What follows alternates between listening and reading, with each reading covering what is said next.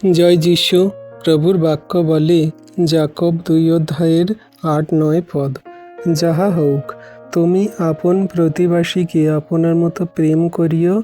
এই শাস্ত্রীয় বচনানুসারে যদি তোমরা রাজকীয় ব্যবস্থা পালন করো তবে ভালো করিতেছ, কিন্তু যদি মুখাপেক্ষা করো তবে পাপাচরণ করিতেছ এবং ব্যবস্থা দ্বারা আজ্ঞা লঙ্ঘনকারী বলিয়া দোষীকৃত হইতেছ।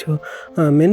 তাহলে বিশ্বাসী সন্তানরা দেখো, বাক্য আমাদের বুঝিয়ে দিচ্ছে, যারা আমরা খ্রিস্টতে থাকা বিশ্বাসী সন্তানরা প্রভুর সেই আজ্ঞা পেয়েছি যে তোমার প্রতিবেশীকে আপনার মতো প্রেম করো।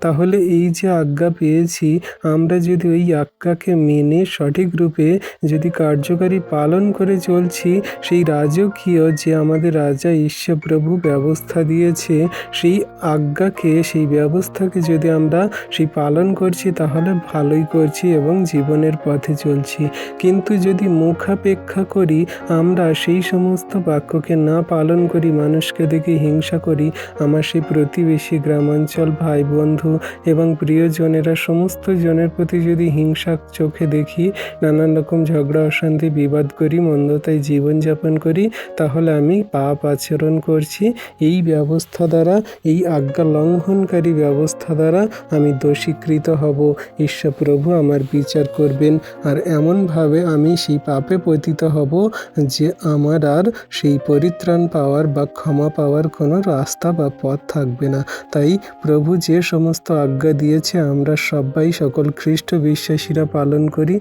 প্রতিবেশীকে আপনার মতো প্রেম করি। আমাদের যে সমস্ত মানুষরা দুঃখ দেয়, কষ্ট দেয়, বাজে মন্দ কথা বলে, তাদেরকেও প্রেম করি। যারা আমাদের ভালোবাসে তাদেরকেও প্রেম করি। সকলকে আমরা অকাতরে নিঃস্বার্থ ভালোবাসা প্রেম করি। ঈশ্বর প্রভু আমাদের সকলকে আশীর্বাদ করছেন এবং করবেন। আমেন।